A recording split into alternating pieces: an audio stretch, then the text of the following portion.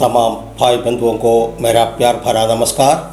पिछले एपिसोड में हमने सुसमाचार प्रचार की तात्कालिकता यानी कि इमरजेंसी ऑफ इवांजलिज्म के बारे में चर्चा कर रहे थे। उस विषय के संदर्भ में 5वें बिंदु में ईच वन रीच वन यानी कि प्रत्येक व्यक्ति एक व्यक्ति को सुसमाचार सुनाए, इसको देख रहे थे। इस सिलसिले में एक वचन यूहन्ना का सुसमाचार 14 अध्याय उसका 6वां वचन पढ़ करके उसी से बता रहा थे। अभी उसके आगे को देखेंगे। यीशु ही मार्ग है, यीशु ही सत्य है, यीशु ही जीवन है। यीशु के बिना कोई मार्ग नहीं है। संसार में लोग परमेश्वर तक पहुंचने के अनेक रास्ते अपनाते हैं। अच्छे काम, धर्म के नियम, दर्शन या साधना, पर यीशु स्पष्ट करता है, बिना मेरे कोई पिता के पास नहीं पहुंच सकता। ये मार्ग धर्म या कर्मकांड नहीं है, ये एक व्यक्ति है, यीशु मसीह। वह हमें पाप से निकालकर परमेश्वर के पास ले जाता है। संसार में अनेक दर्शन, विचार और मान्यताएं सत्य का दावा करती है, परंतु सत्य केवल विचार नहीं बल्कि एक जीवित व्यक्ति है। यीशु का जीवन, उसके वचन और उसके कार्य सत्य की परिपूर्णता है। उसने कहा, तुम सत्य को जानोगे और सत्य तुम्हें स्वतंत्र करेगा। यूहन्ना 8:32 में लिखा है। पाप ने मनुष्य को आत्मिक मृत्यु में डाल दिया, परंतु यीशु ने कहा, मैं आया हूँ कि वे जीवन पाए और बहुतायत का जीवन पाए। यूहन्ना 10:10 में। केवल वही आनंद जीवन देता है, क्योंकि वह मृतकों में से जी उठा है। जो उस पर विश्वास करता है मृत्यु से जीवन में प्रवेश करता है। आज लोग कहते हैं सभी धर्म एक ही परमेश्वर तक ले जाते हैं, पर यीशु ने साफ कहा, पिता तक पहुंचने के केवल एक ही मार्ग है। प्रेरितों ने भी यही घोषणा की, और किसी के द्वारा उद्धार नहीं। इसलिए उद्धार और परमेश्वर तक पहुंचने के लिए केवल यीशु से ही संभव है। यदि आप जीवन में रास्ता खोज रहे हैं, यीशु आपका मार्ग है। यदि आप सत्य की तलाश में हैं, यीशु ही उत्तर है।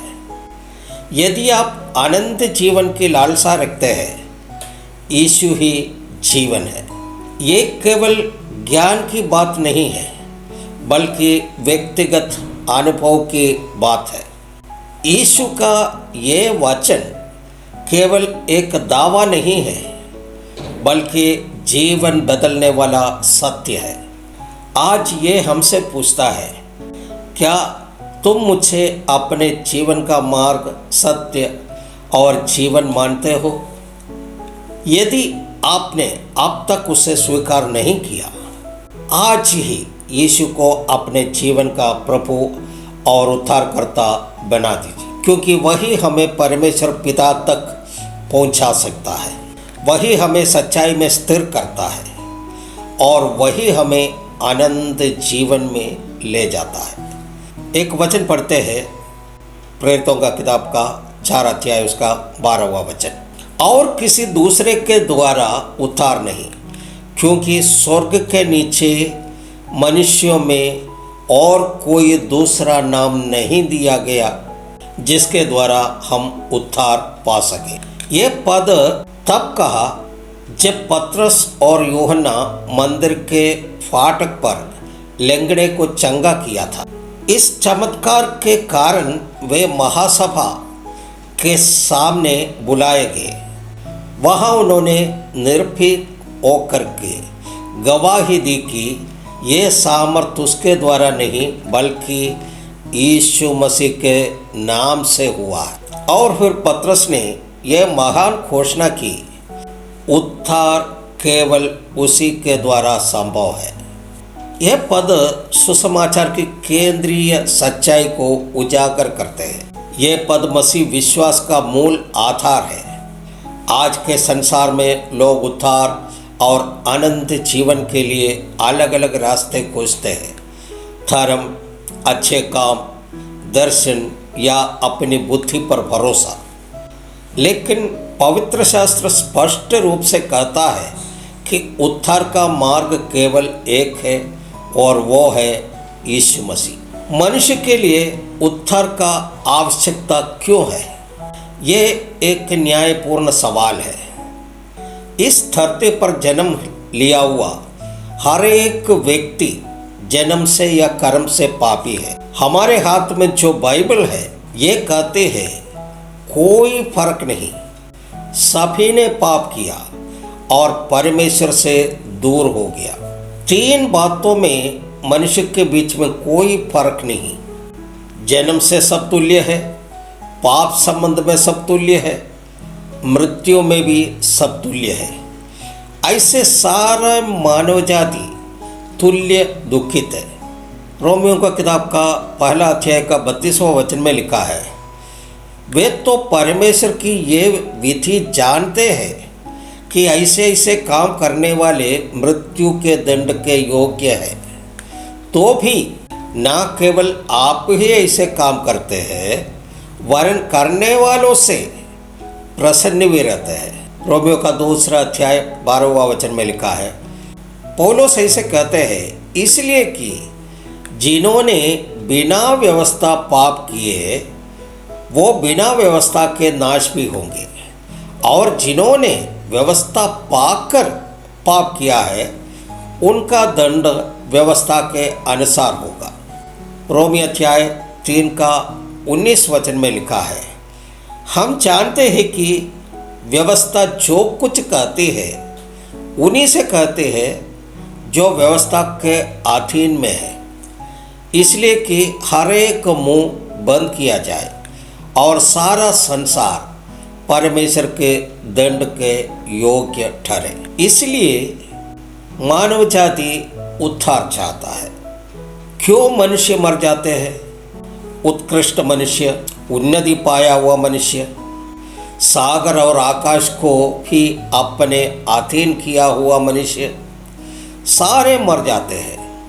विज्ञान इतने आगे बढ़ चुका है, उस विज्ञान से पूछिए मनुष्य क्यों मर जाते हैं।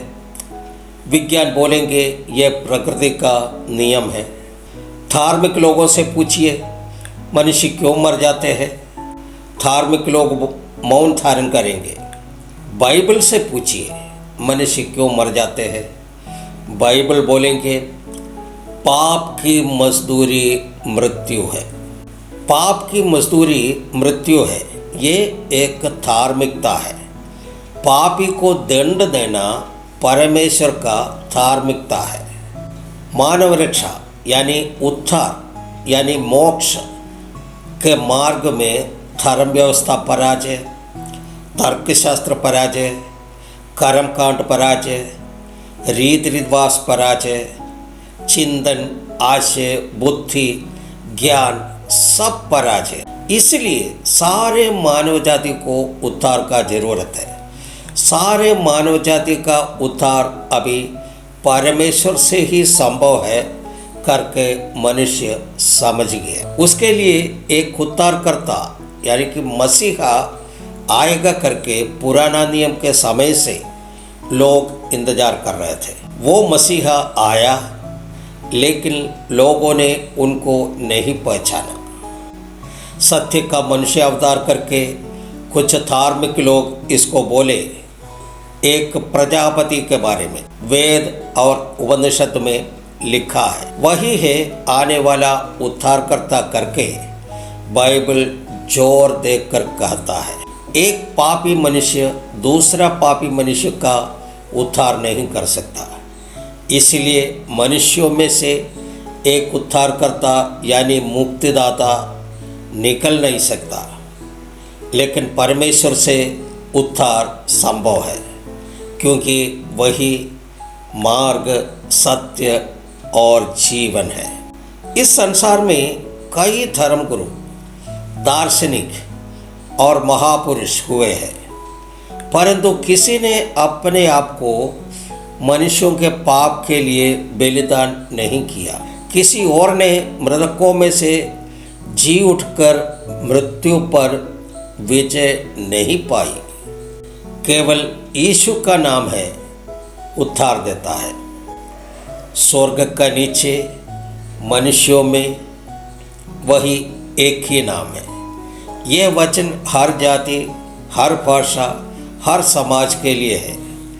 यीशु का उद्धार किसी एक वर्ग या धर्म तक सीमित नहीं है। हर वो व्यक्ति जो विश्वास करता है, उसे ये उद्धार मुफ्त में मिलता है। आप उद्धार का अनुभव कैसे करें? अपने पापों की स्वीकार करें, यीशु मसीह पर विश्वास करें कि वह आपके लिए मरा और जी उठा। अपने जीवन का प्रभु उसे बनाइए। विश्वास के द्वारा अनुग्रह से उद्धार पाए। यदि आप जीवन के प्रश्नों का उत्तर ढूंढ रहे हैं तो याद रखें, उद्धार किसी भी परंपरा या कर्मकांड में नहीं है। यदि आप अपराध बोध और बोझ से दबे हैं तो यीशु के पास आए, वही बोझ हल्का करता है। यदि आप सोचते हैं कि कई रास्तों से परमेश्वर तक पहुंच सकते हैं तो ये पद स्पष्ट करता है कि केवल एक ही नाम है, वो है यीशु। उद्धार कोई विकल्पों में से एक नहीं है, बल्कि एकमात्र मार्ग है।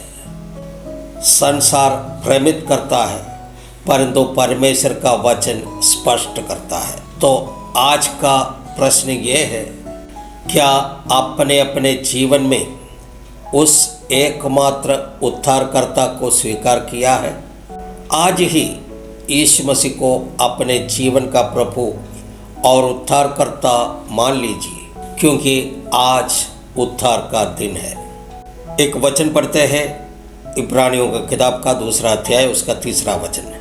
तो हम लोग ऐसे बड़े उद्धार से निश्चिंत रहकर क्यों बच सकते हैं, जिसकी चर्चा पहले प्रभु के द्वारा हुई और सुनने वालों के द्वारा हमें निश्चय हुआ। मनुष्य जीवन में बहुत सी बातों की अनदेखी करता है, पढ़ाई की, सेहत की, संबंधों की, लेकिन इनकी अनदेखी का परिणाम केवल अस्थायी है। परंतु बाइबल कहती है, यदि हम उद्धार की अपेक्षा करें तो उसका परिणाम आनंद विनाश है। यह पद हमें चेतावनी देता है कि उद्धार कोई साधारण बात नहीं है, ये महान उद्धार है। इब्रानियों के पत्री यहूदियों के मसीही विश्वासियों को लिखी गई थी, जो कभी कभी पुराने नियम की परंपराओं की ओर लौटने लगते हैं। लेखक उन्हें समझाते हैं कि मसीह स्वर्गदूतों, भविष्यवक्ताओं और व्यवस्था से कहीं बढ़कर है। इसी संदर्भ में चेतावनी दी गई है, यदि हम इस उद्धार की अनदेखी करेंगे तो कोई बचने का मार्ग नहीं है। उद्धार क्यों महान है? ये उद्धार स्वयं प्रभु यीशु ने प्रचार किया है। इसका मूल्य मसीह के क्रूस पर बहाए गए हैं, लहू से चुकाया गया है। ये जीवन बदल देता है, पाप की जंजीरों को तोड़ देता है। ये हमें अनंत जीवन और परमेश्वर की साथ संगति देता है। उद्धार की अपेक्षा करने का क्या अर्थ है?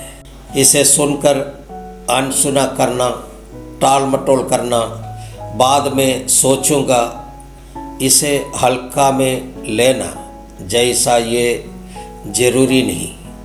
मसीह जीवन में लापरवाह होना, उद्धार की अपेक्षा करना का परिणाम।